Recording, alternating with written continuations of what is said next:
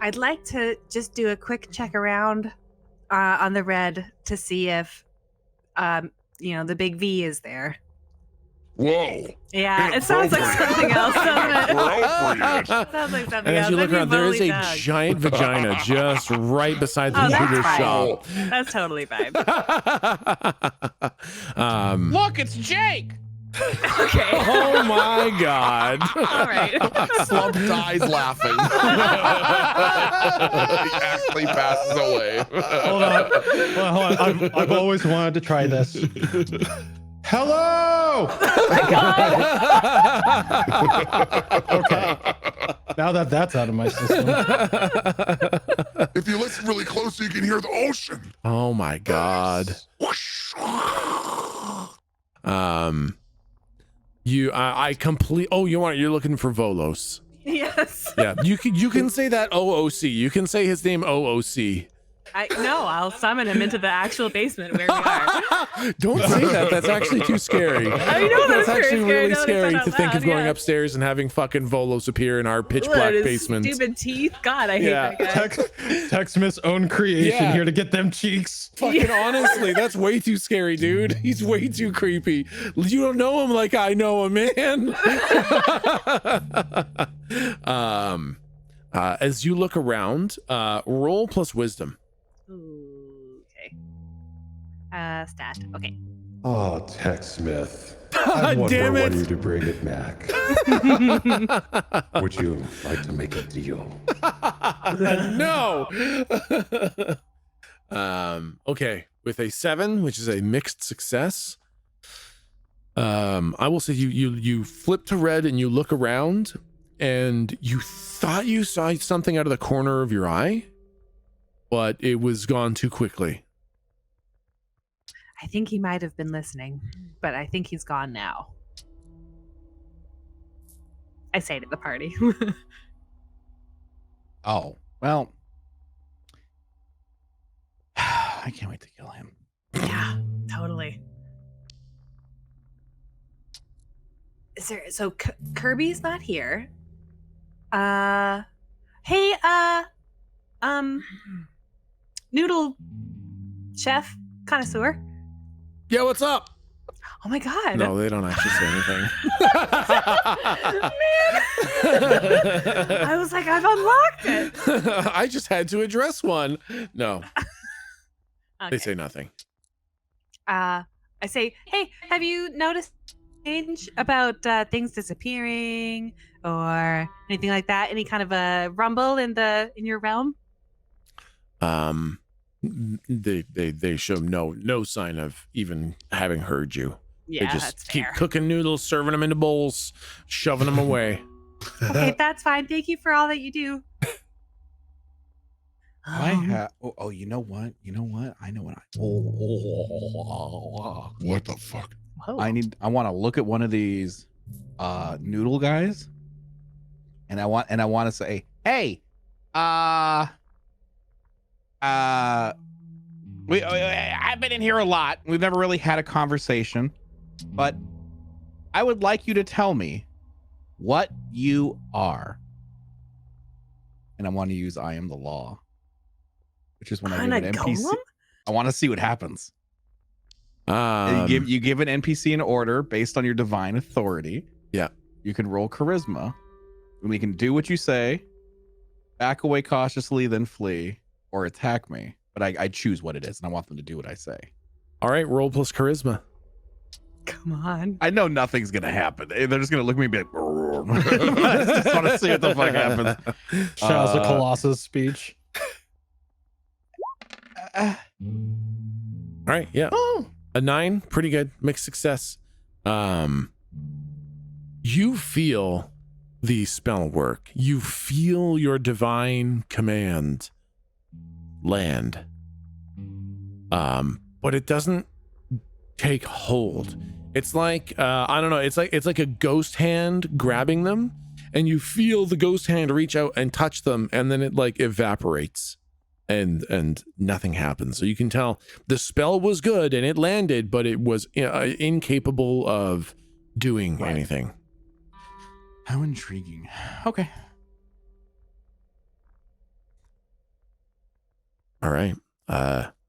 Anything else you guys would like to do? I know I can't think of anyone who would be able to shed light on the heaven thing.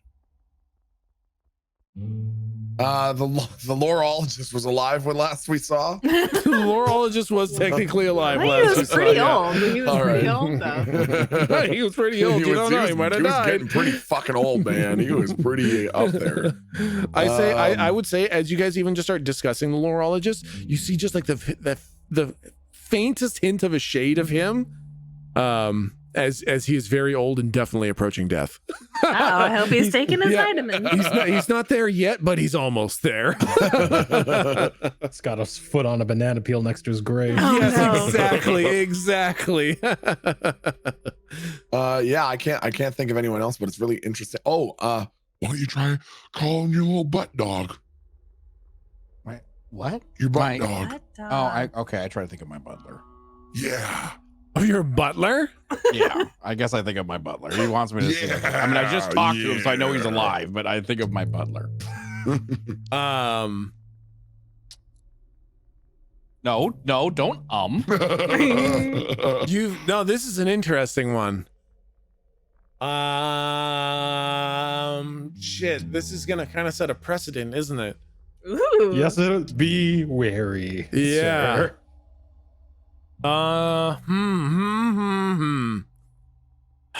I gotta reason this out now. That's a weird one, man. You've chosen a weird one to You don't call on. have to. You don't have to. No, You I can just ignore that idea from Slump. Say anything. Let's not make this any weirder. I'm looking at Slump like if he causes the downfall of my empire, I'm gonna hold him personally responsible. Maybe we could just Slump would like another bowl of noodles. he's like eating his bowl of noodles and like sheepishly looking up every few seconds, like damn, that's so tough though, man. Fucking, Because he's dead, but not dead. Is what that's you're just trying to like, tell me what right is now. life? What is it to be alive? Yeah, What because it- he's not. Yeah, actually, yeah. Now that you think about it, like, because he isn't alive. We're all ethereal afterlife, corporeal fucking things, right? That's just Like, it, right? Like, there's a difference between being the void angel, being the void angel fused to a skin suit like you are now, the void angel in a skin suit that's been made for you, and you know, like the raw void personage that the butlers are. Is that alive or is that dead? They exist in the same area as dead people, but they were never alive, so they couldn't have died, but they exist like a dead person. I'm gonna say because the butler is an agent of that realm, they have agency over where they exist, and you cannot summon them to the noodle shack. Okay. So they do not show up, but I had to really think that one through. Okay. That does make sense. oh yeah, I meant just to call him. I'm realizing now that you're reasoning through whether or not he could actually be summoned here. I literally meant just to call him. But that's much more interesting. Yeah, that's all I've got for the noodle shack. I think oh sorry, I think like I like to think that Slump would have some little trinket or something like that. And so I think he would look for the noodle golem with the slight dent in his mask. Yeah. And he would like slurp back an entire bowl of noodles, like lick the bowl clean, and then take out like a little like shell, maybe like a fucking barnacle or something. Yeah. And put it on the counter and put the bowl over top of it to cover it, and then slide it back towards the golem with the dent in his mask without making eye contact. Very sort of indirectly. Yeah. Okay, so I think the noodle golem with the dent in their helmet face mask, they pull the bowl towards them, and as it comes off the table, you hear a little clink of the barnacle kind of being pushed out from under it and falling on the ground. Okay. And I think the golem just kind of stands there completely like frozen for a moment. Okay. Like fucking Totoro style kind of thing. Yeah. Like just standing there completely all muscles tensed, frozen. Okay. And then that big face mask kind of turns and looks down at the ground. Okay. And it crouches down. Okay. And then it crouches back up. Okay. And then it goes to washing the dishes. Slump feels completely satisfied.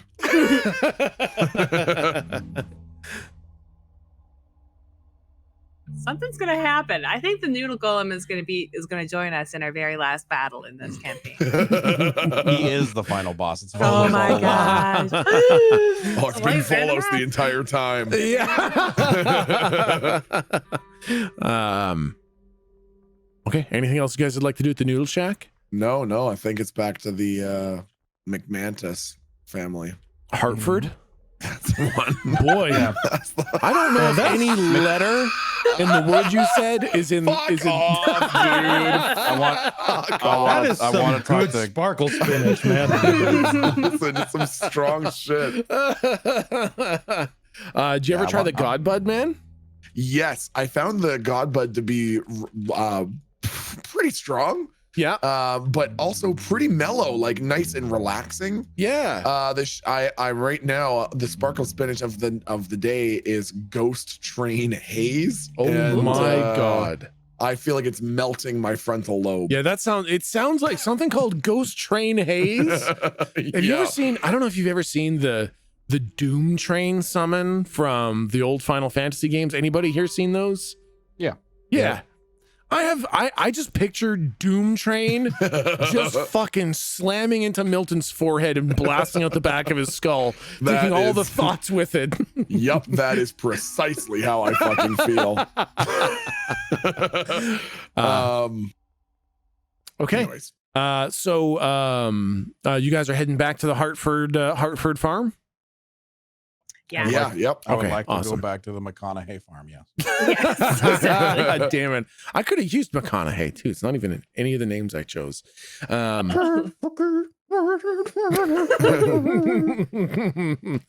right. Don't want to get sued. Gotta mumble. I'm gonna see if I can pay him. I'm gonna pay him to come and do our wedding. And when Aaron walks down the aisles, he can say, "All rise, all rise, all rise." There you Okay. go. See what I'm saying? Huh? That's pretty good. That really is some good weed, isn't it? Pretty strong, man. Doom was Train has 10,000. left the station, man. It was $20,000 for him to say those 3 lines, but totally worth it. Right. Just to start your life Bankrupted together. the family, right? but it was worth it. Too bad we had to have the wedding in the basement, but He showed up. Yeah, so I think it's back to the Hartford family. Back to the Hartford farm. All right.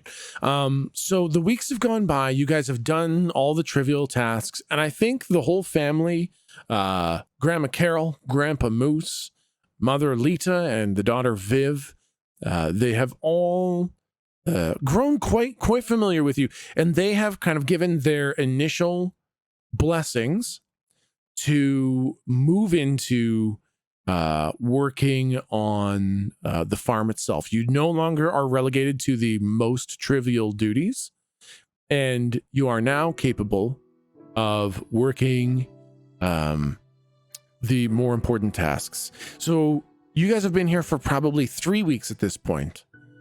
And the next month, you guys will be tending the fields. This is primarily a root and veggie farm. Right now, it is turnip season, which means that you guys have to be out there tilling the soil. You have to lay the sand and clay and fertilizer has to be mixed in. You have to sow the seeds, and once the seedlings are showing, you have to thin them to 4 to 6 inches apart. And then as they grow over the month, you spend your time in the fields watering and weeding to make sure they grow properly. You guys aren't always out on the field in the same time. you're doing some of the other tasks too, moving wheelbarrows of dirt, farm stuff. So yeah, fair. I think I'd love to hear a little bit about who you want to work with, who you want to talk to, a little bit of what you're doing on the farm. It doesn't have to be anything too major, but just a little bit of this is a major character, kind of self-reflection and self-growth time for you guys. So, Galdric, why don't we start with you? Who would you like to talk to on the farm? What would you like to be doing on the farm? How are you spending this first month of more manual labor than the trivial tasks you used to be doing? I actually think I would want to I'll talk to people when necessary, but I think the idea that the heaven is gone would kind of fuck with Galdric a little bit. Yeah.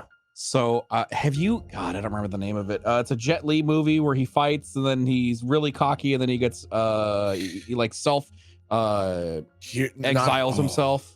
God. Fuck. Not Ip Man. No. Yeah. The Immortal? Warlords? No. Anyways, but he goes into self-exile because he realizes how cocky he is and blah blah blah. But he finds a quiet village and he understands peace finally after a lifetime of fighting and stuff like that. So there's a scene where he's planting rice plants, and then he stands up and he just takes a moment and he just enjoys a breeze. Yeah. So I think Galdric's trying to really self-reflect on Fearless. Sorry. Fearless. Yes, that's the one. Yeah, we gotta Yeah. watch that again. I would like to say Galdric's going through like that stage. Like he's pleasant with people and he talks to people, but he's concerned. Yeah. I think there's this very unique sensation that you haven't had for a long time. But just as you say, you've been fighting and going, and it's always been mission. And now that, heaven's gone, and there's definitely like this sense of failure that it feels like it's game over. It's the end. And then you see these people here who are doing what they've always been doing. When heaven was around, they were doing this. Now that heaven's gone, they're still doing this with the same vigor, the same belief, the same faith. They tend to the fields, and without the angels, without heaven, without the overseers, the plants grow. You put the seeds in the ground, you water them, you let the sun do its work, and they grow, and they feed families, and they keep people alive. And I think, you get this moment of peace where you realize you're not punching devils in the face. You're not pulling souls out from the pits of hell. You are planting turnips, and you are part of the process that saves and redeems and makes good the lives around you. And I think it's this moment where even these small tasks, when everything else seems bleak, that you feel purpose still. And I think that helps to some degree. Lou, how about you? If thinking about Ogma and how I would like to kind of report back to Ogma with the stories of the world and stuff, I would like to, if maybe Grandma Carol is taking some sun or something like that, if she's out while I'm tending the field, or maybe if I can come in and clean the vegetables or whatever it is. Yeah. I'd like to learn more about the stories of this land, especially given that it's changed pretty drastically with the Kraken, with the Jack Cobb's crew having defeated the Kraken kind of thing. Yeah. And so if she knows anything around that tipping transition point too, that'd be great. Yeah. So I think you're out in the field, and you're out there probably thinning the turnips to make sure that they don't grow too close together. And you see Grandma Carol come out, She's in a sundress. It's got bright colors and little flowers embroidered on it, and she's got like a big sun hat. The wind isn't too windy, but the brim of the hat's kind of so wide that it's lifting up off her head a little bit. And so she kind of hikes up her dress a little bit with one hand so it doesn't get in the dirt. And she's kind of holding onto her hat with the other hand as she kind of walks out into the field.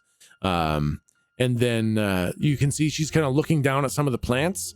And she's a little bit stuck because both her hands are full. So she kind of lets go of her hat. The hat just kind of flies off into the field. She kind of like waves it off with one. She's like, I'll get that later. And then she starts digging around in the dirt and she starts pulling up some potatoes kind of thing. She's kind of doing that like 2-finger dig where she kind of digs in with 2 fingers and pulls up a potato, and she scrubs off some of the dirt, and some of them she just kind of tosses back on the ground. And then the others, she's kind of piling them into her dress as she's gathering up some potatoes for the dinner tonight. And you kind of have your chance to talk to Grandma Carol. I'll grab her hat if it's near me. Yeah, I think it blows over to you and you grab it for sure. Perfect. Oh, Miss Carol, here's your hat. Oh, thank you. I don't know why I came out with it, to be honest. I should have known I needed both hands. Thank you. If you could just hold on to that until we get back into the house. Yes, of course. Do you want me to carry any of those potatoes? No, I've got to learn how to carry them myself. I've been doing it for 70 years. Oh, sorry. Yes, of course. You know, I've been wanting to ask you, well, how long has your family been? Well, 70 years, you said. You've been here your whole life? Well, not my whole life. I was the first one to come here. Of the family. I went to the tower and I trained for a while. Wow. And, then I had a family here, and Walter, well, he was good enough to go to the tower, so we just kind of stayed. How long has Walter been at the tower? Oh, let's see. He's been at the tower for, I figure probably 2 years now. Oh, yeah. I think he's doing well. They would have kicked him out if he was a bum. Well, there's your answer right there. He was always a good one. I think Walter's going to do fine. Oh, that's good. That's good. You know, I've been wondering about. See, I'm from. You know how every island has its stories, I guess, right? It has its own kind of tales of the world. Oh yes, of course. I was wondering, could you tell me about this place or the place where you're from? Do you have any stories about, when the Kraken was out there but how it's been since or anything like that? Well, the Kraken was gone by the time I was around. The Kraken's gone 100 years or so. I'm not that old, dearie, quite yet. No, but if you had, stories that were passed down. Oh, of course. My father, he was out there dealing with the Kraken when he had to make his trade route sales and all that. It was mostly just kind of a hope and pray. There wasn't much outrunning the Kraken when it chose its prey, but if you heard that a lot of merchants had been killed, you knew as a merchant you were probably safe, and we were the pirates that had to look out. Right. But, and then old Jack, he'd be out there killing the Kraken every now and then, and it'd just come back again. So those were the stories of the back in those days, always talking about Jack Cobb killing the Kraken again. I wonder why the Kraken just wouldn't stay dead. I always thought it was some god's great trick. I always figured the Kraken wasn't the real one pulling the strings, it was the joke. And the real god just kept on sending the Kraken back. What do you think who do you think the joke was on? All of us. All the ones who are immortals. All the non-god folk. Some ocean trickster god sent the Kraken here to just play with us. Probably television for them or something. Not that I know what television is. How about, do you know if, I imagine with the Kraken out and then the Kraken gone, did that change kind of nations at all? Or alliances? Yes. Oh, yes. When the Kraken left, things were peaceful for a time. But then, I guess it was almost 10 years ago now. the pirates had been gathering power for a little while, ever since the Kraken left. And well, when the Yoho boys really started to pull ranks and gather up crews, they became really the most deadly force on the seas. And now there's nothing much anybody can do about it. So it changed everything. Now everybody wants to be a pirate. The rigor for joining the tower has gone up through the roof because they can't afford to have any more mages going rogue to the pirates. Sen did a real number on them. Sen was the last fire mage you trained? Water. He was the last reaper. Yes. Yeah. He did a real number on him when he left and joined the pirates. He hurt them on the way out? Well, it's all any mage that turns pirate hurts the tower, hurts their credibility, Sure, yeah. hurts their recruiting.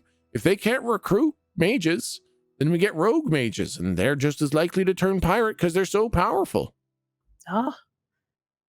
So it's a real problem now. I don't know. That's a tough one. I wonder what they'll do. I mean, wonder. is there? I think maybe. Is there? I guess there's nothing really we can do about the yo-yo. I mean, the Yoho boys. Well, I'm hoping that the Grand Archmage is putting together a team to go hunt them down. Oh, That's what I'm hoping. She better. Somebody better. maybe they just need to be talked to. Did you ever have a someone who turned out to be a Yoho boy after stay with your family? Oh, no, I don't think any Yoho boys have been allowed on the island. Oh, I mean, like after. Well, maybe that's just it. Is Sen the only one who sort of turned? Most folks will just be Yoho boys first. Oh, yeah, no, we've never had a Yoho boy come back here, or we've never had a person go from here to Yoho boy and coming back. No one's ever done that. Mm-hmm. No, they make too much money and they're too powerful out there. What's the point in coming back? They're all no morals. Younger generation ain't got a lick of morals. No ethics. Oh dear. Well, we all have our own set of codes and morals that we stand to, but I agree they're really doing a lot of harm. Yeah, no, that's true. They do got their own morals, which are, kill, loot, plunder, and leave the world worse than you found it. Truly, they did not seem very nice when we ran into them on the other island we were on. No, Ruga. Some islands I hear starved to death because they ain't never got no merchants making their way there. Terrible, terrible time. Yeah, they're no good. I'm pretty sure the Grand Archmage has got to have a plan. She's got to have a plan.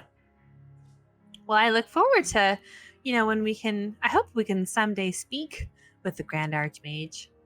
Well, it'll take some time, but you never know. Certainly. It's possible. How about, all of this power here?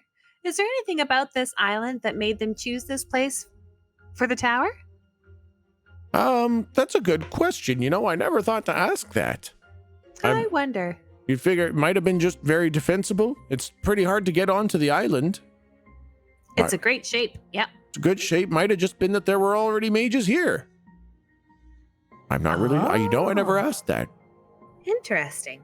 I spent 50 years in the tower, and I never asked that question. You should ask that question when you get to the tower. Oh, thank you. I will. Okay, I will. Thank you. I'll tell you. I'll tell you the answer when I learn it. Perfect. I'd appreciate that.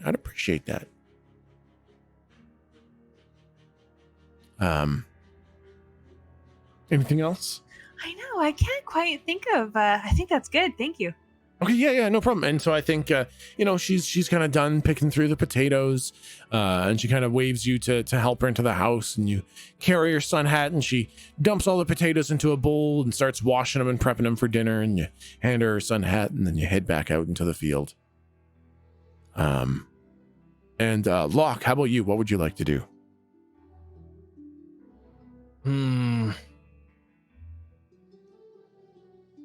How about you come back to me?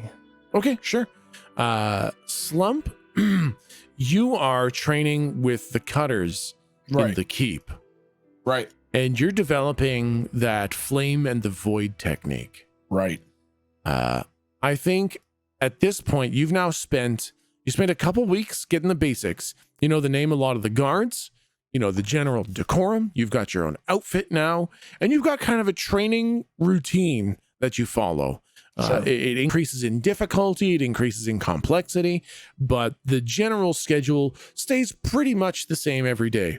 I think at this point you can now roll to find the void, what do you want to call it that's not the void, because you like it sinking into the ocean, right? What do you want to call that? The depths. Yeah, okay, cool. That's what I was gonna say too. So you Or now maybe the abyss. The abyss might even be better. Okay, Yeah. the abyss is very good. Yeah. So now whenever you are facing somebody who can use magic, you can roll to find the abyss. And when you roll, if you roll a fail, you will not be able to center yourself enough to find the abyss. You will be kind of tumultuous on the seas, unable to sink into the depths. Sure.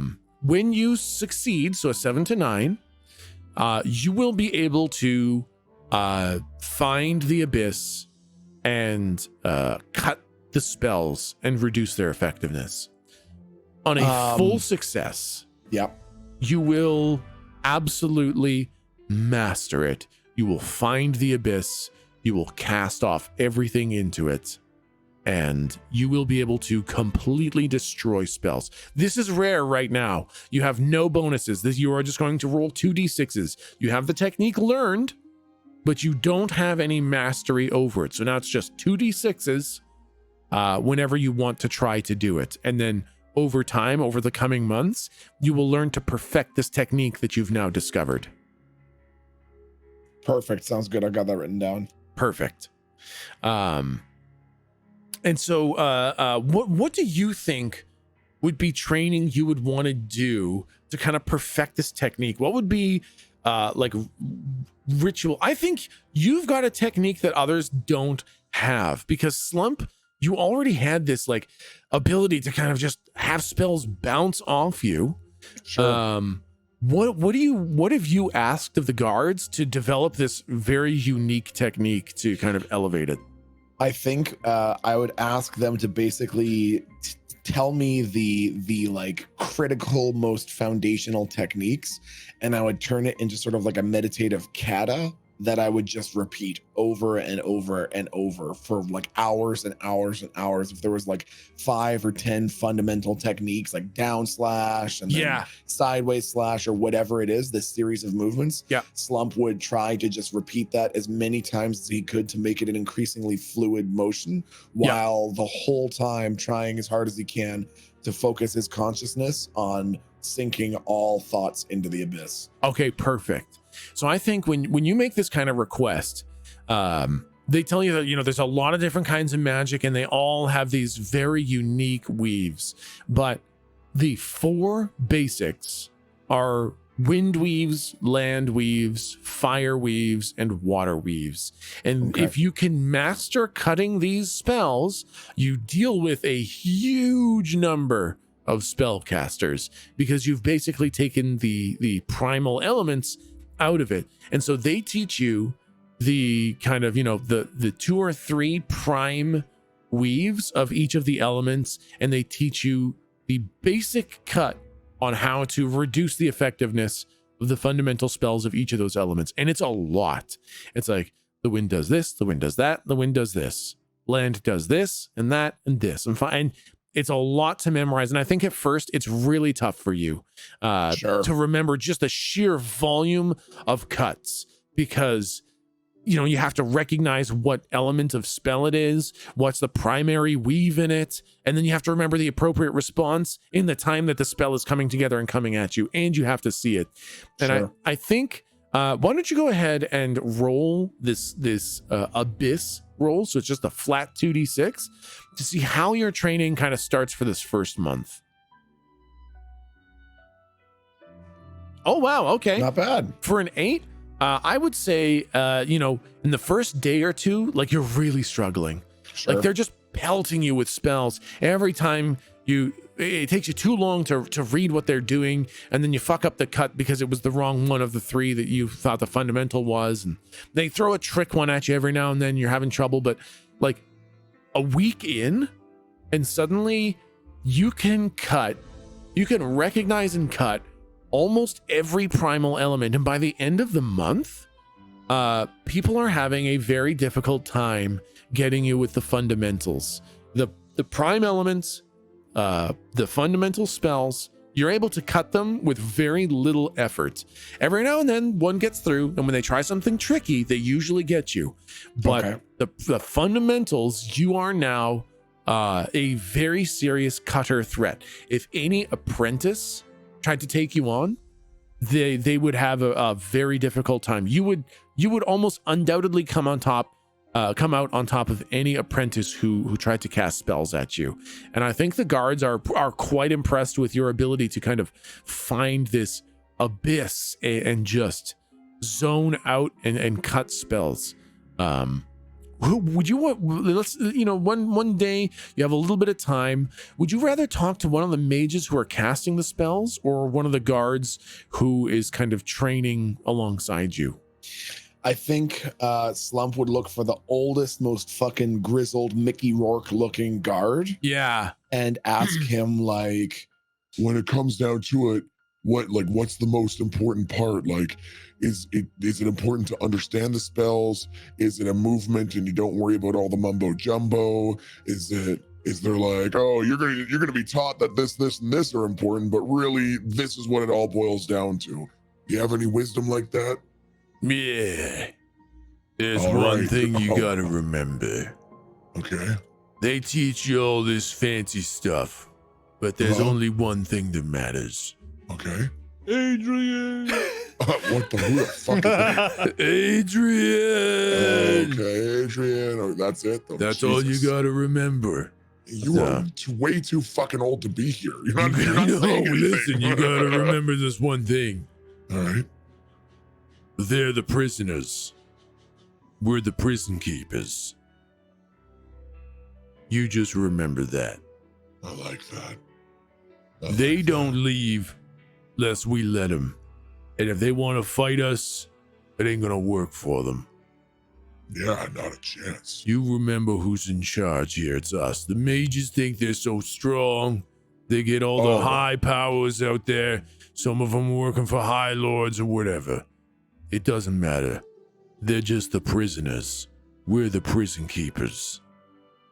Let me. They're nothing without us.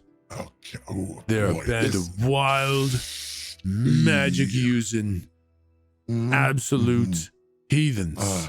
Ooh, We're boy. the ones who keeping them in Yep. line. Yeah. Ooh. We keep them in line. Okay. They Yep. live Hey, yep. by our mercy. All right. Yep. By our God. And if our mercy, if yeah. we ever wanted to, we could walk into that Yep. goddamn tower Yeah, and cut yeah. every one of those Oh boy. magic using Ooh, sons of bitches. All right, Whoopsie. Okay. Yeah. you yeah. just remember that. Okay. You. Thanks. What's your name again? Name's Wasn't it Mikey. Ricky? Wasn't it Ricky Mork? it's Oh. Mikey Mork. Mikey Mork. Thanks, Mikey. Is there a sensitivity training or like a human resources? Yeah, I or told him to something? fuck it. Fuck what? The fucking sensitivity test. Oh boy, that's a bummer. Okay, thanks, Mickey Mork. You gotta Mikey win the Mork. mental game on them before you win Yeah. anything else. Oh God, They gotta If you- know. They gotta know they're nothing. They gotta know they're nothing compared to you. This is gonna be a little bit of an inside reference, but for anyone who's seen War of the Worlds with Tom Cruise, when the spoiler, when the machines start like harvesting, and he's like taking with a shovel, and he's like, we're gonna come up underground, then we'll see who's coming out of the ground after him. We'll form a group underground, we'll form a union, and we'll rise up and we'll take back the fucking planet. that sounds like this guy. We're the ones in charge. They can't do a fucking thing. We're the ones in charge. We're the ones in charge. You gotta win the mental game on them. I think Slump's eyes are like the size of saucers, and he's just like, Yeah, yup. Yo, yeah, we gotta win at the mental game, the prisoners. Yup. Yeah. Ooh, They're only alive because we allow it. yeah. All right. Okay. You got to remember their place. Yeah. And you got to teach them it. Yeah. All right, you got that? You teach them their place. Teach them their place. Yeah, you know. You know. And he kind of like nods at you. You know, you get it. I can see you get it. Yeah, you get it, big man. Teach them. Yep. Okay. Wow.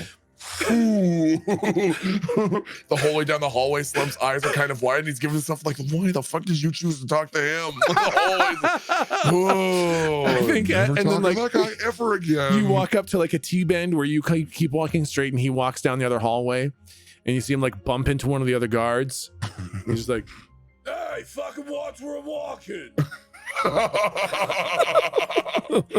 my god, he's so unpleasant. What the fuck? Jesus, I'm talking to a mage next time, man. What the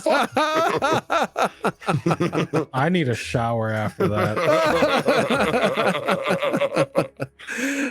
Okay, all right. So yeah, you have now developed your technique. You can now roll for the abyss. Awesome. And as you continue your training, you will get expertise in it. Fuck yes. Mr. Vincent Locke, who would you like to talk to on the farm? Has anyone in the family been like a previous mage that has seen combat? Previous mage that has seen combat. I think probably Grandma Carol. Grandma Carol's the only member of the family who's been a mage before. And you don't know if she's seen combat necessarily. She's been a mage, but I don't know that anybody's ever really dug into her seeing combat yet. Okay, has anyone seen combat in this family? I would say, yeah, Grandpa Moose definitely has. Okay, I probably would talk to Moose then. Okay, And, yep. kind of the reasoning behind that is, I think Locke is kind of having some difficulty, with the party, in the sense of he's always tried to be indifferent, tried to be in the middle, try not to grow attached to them. Yeah. Because he knows one day the pattern has always been every time we send someone out on one of these missions, he just never sees them again. Yeah. So I think he's having difficulty fighting that urge with this party because they've come back and they've proven that, that they can, that they're going to come back more often than not. But I think he's so used to being, I guess he feels like he needs to be invested emotionally in them. Yeah. He's so used to being like an observer or separated from them. Yeah. He's kind of trying to relearn how to make friends or feel like that it's okay to drop these defenses. Yeah. Okay, I think that's really good. So I think for this one, you are accompanying Grandpa Moose. So Grandpa Moose, what he does is, when you guys have harvested a bunch of vegetables and roots and veggies and all that, you take what you need for the next season or whatever, and the rest go to market. And he's the one who takes the cart into market every day. And so I think you are on the cart with him. He's got a old ass, sturdy ass donkey. Just kind of like, this thing is a work ass, and it just clops along, not fast, but it just don't stop for nothing. And so the old donkey is pulling you guys along, and he doesn't have a whip. He's got like a piece of straw, like a piece of wheat kind of thing, and he just kind of like brushes the donkey every now and then on the butt whenever it's kind of slowing down, and that's all the encouragement the donkey needs. And so he's just kind of sitting there, kind of relaxed. The donkey's doing its thing, he's doing his thing, just kind of soaking in the sunlight a little bit as you guys are on the cart on your way into town. And yeah, he's basically just enjoying the ride. So Huge change from back when you used to do, huh? Well, I'd say it's been a bit of a change. Yeah, this is a bit slower of a lifestyle than I was used to when I was younger. Well, how long were you, I guess, in active service? Let's see. I sailed with the Navy for how long would it have been? I guess I served for 15 years, which was long enough, let me tell you. Which Navy? I thought, like, Epicia has a Navy, or... Oh, I thought... no, I hadn't even been to Epicia yet at that point. I was sailing with the Royal Navy at that point. Oh my... I thought they were gone. Oh no, they were still around. They were just suffering, you know. I saw my fair share of defeats. We were losing against the pirates there. They're all but gone now, but back then they were still hanging on by a thread. Where were you stationed, if that's not a rude question? Let's see. I was stationed at the Wave Breaker. Wave Breaker, huh? Yeah. I don't know how you do it. How I do what? So I've seen some combat, you know, like I've seen some combat, but it's really, where do you draw the line to you've got to get something done versus I want to make sure this person walks out alive? That's a tough question. Well, when I started, it was as easy as, these are my friends, these are my colleagues, and I won't leave them behind. But when you lose as many battles as I lost, you lose your friends. And you lose them over and over again. And every time you tell yourself, I won't let this ship die, and the ship dies, then you tell yourself, I won't let these 10 crewmates die, and they die. Then you say, I won't let my captain die, and he dies. Well, after a while, I'm not proud to say this. After a while, before I met Carol, I became the kind of man who just wanted to survive. And I went into the battles knowing for damn sure we weren't walking out. And I did whatever I had to survive. And I watched and let my friends die. And part of me feels very bad about that. But part of me knows that some of my friends let their friends die, and if I'd done anything different, I just would have been one of them.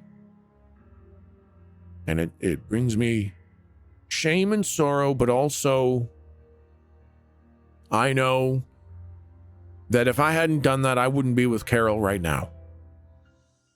And, well, Carol's been a light in my life. I guess let me give you a hypothetical. All right. If you knew you could live forever, would you have tried a little harder to save him?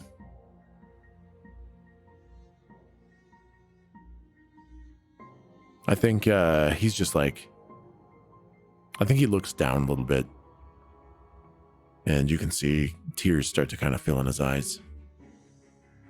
And I think Locke, like, he's tearing up a little bit, and he's like, I think I know the answer. Yeah, and he just kind of very, very, very small nod of his head, but he doesn't say anything. I kind of give him a pat on the back, and I guess it's all I can do is my best then. He kind of grabs his little piece of straw and he kind of brushes the the donkey again, kind of sniffs. He says, yeah, I guess that's probably about, I think that's about it. I think that's about the square of it. Thanks. He just kind of like looks up at the sun and kind of takes a big breath in.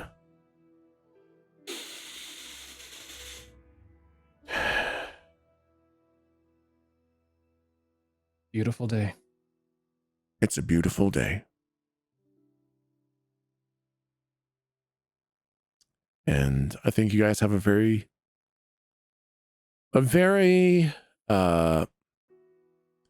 beautiful, Contemplative. yeah, beautiful and very contemplative ride there and back. And I think somewhere in that sorrow is a lot of kind of camaraderie. Like there's this like knowing of each other in that kind of sadness that also brings a little bit of happiness. It's a little bit of a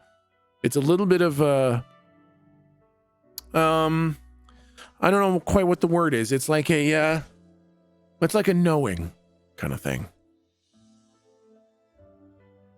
Comfort and understanding. Yeah, I think that's acknowledgement. Yeah, I think that's exactly it. Exactly. Okay, perfect.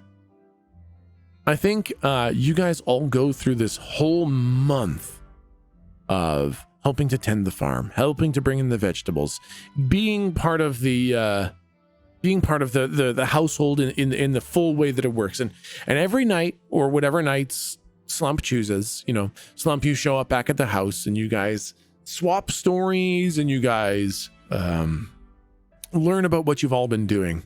And the full month kind of passes out. All 4 weeks go by. Now, you guys don't know it's going to be a month. As far as you guys know, this is going to go on for a very long time. But at the end of the month, the family talks about how much they really have kind of grown to know and accept you guys. And in their eyes, you guys are worthy of meeting the rest of the town. And so as the second month starts, you guys begin working some of the other fields in some of the other farms. You learn how to grow cabbage and corn with the Riley family. You learn how to grow strawberries and raspberries with the Martins. You learn wheat and rye with the McCall family. And you even start learning a little bit of livestock with the Thornburrows. Each plant and each animal requires a different skill set. And it feels a little bit frustrating because you're almost starting at ground zero every time. The way you tilled the soil isn't the way you till the soil now. The kind of fertilizer isn't the kind of fertilizer you use it now. The thinning, the weeding, the watering, it's all different every time. And remembering it all is complicated. And it takes a long time to do it right. And it takes a little bit of work to make sure that you don't get frustrated and short with the other families, because the other families are kind of testing you now, right? You were learning how to live with the Hartfords, but the other families are kind of testing you to see what kind of character you have. Not that you'll just bend over and take whatever shit they give you, but if you can learn and grow and adapt without growing violent or greedy or take shortcuts. I would like everyone's going to roll plus their highest stat to see just kind of how well things go. Galdric, go ahead and roll plus your highest stat. I think it's charisma. Okay, an 8. I think it's just raw hard work for you, Galdric. Every time you show up to a new farm, it is tough.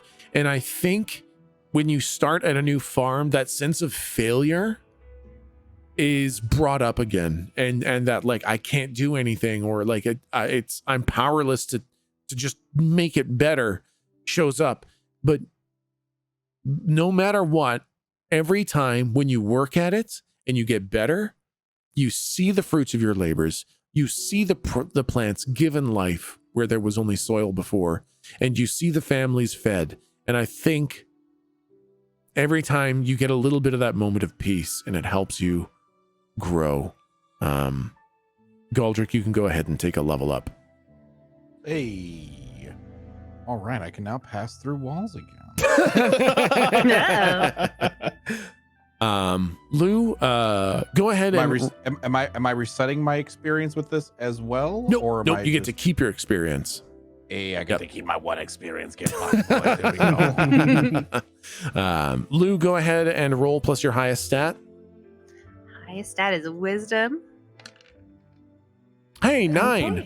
Okay. It's very much the same. It's a lot of hard work, and I think you gain a lot of stories as you go, and you're eager to learn all these new skills, but it's a lot of very hard work, and you feel like you're lacking every time you show up, and your mistakes kind of gnaw away at you.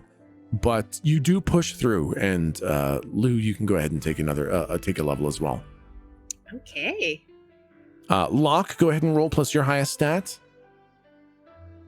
Yay, garbage. Damn it. It's still technically a success. And I think like the rest, it's a lot of hard work. You put in the time, you put in the effort.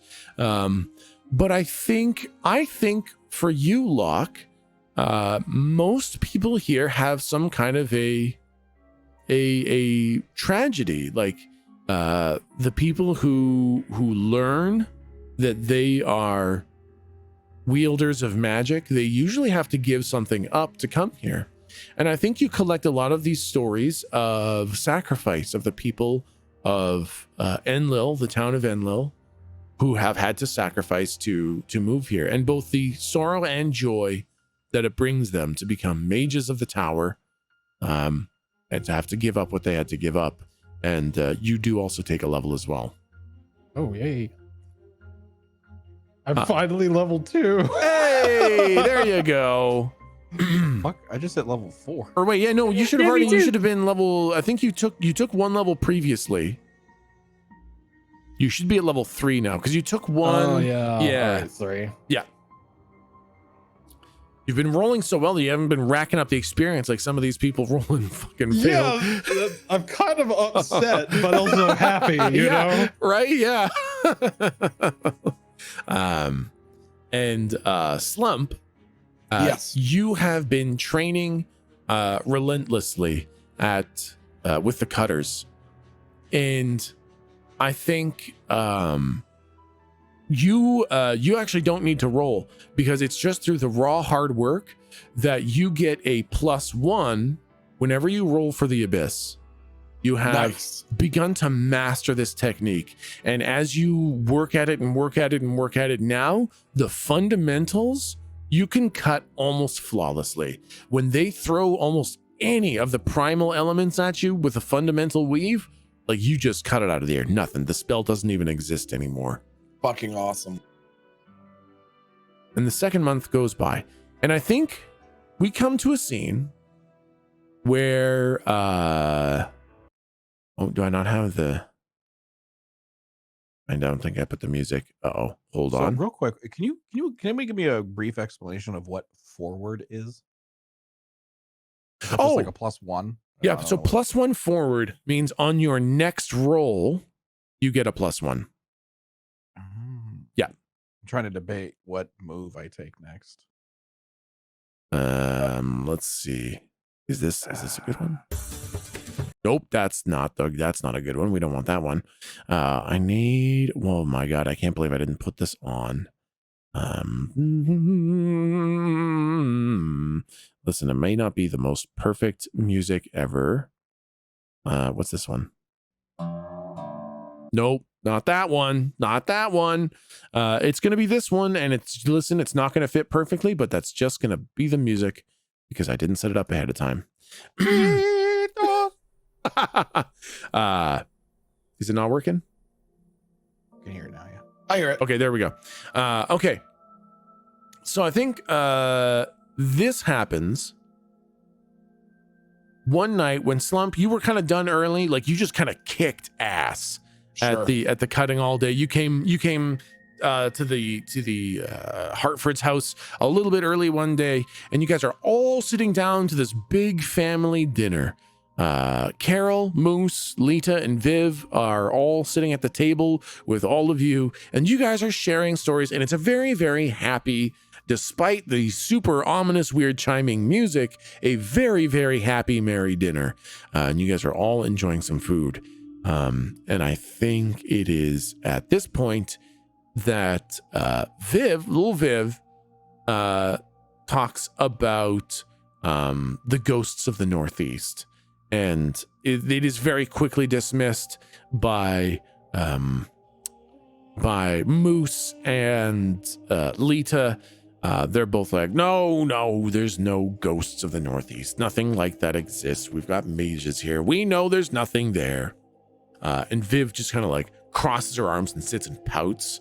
And like she picks up a spoon and kind of pushes her mashed potatoes around a little bit, refusing to eat. Viv is having kind of a bummer of a time now, but everyone else just kind of moves on with the conversation.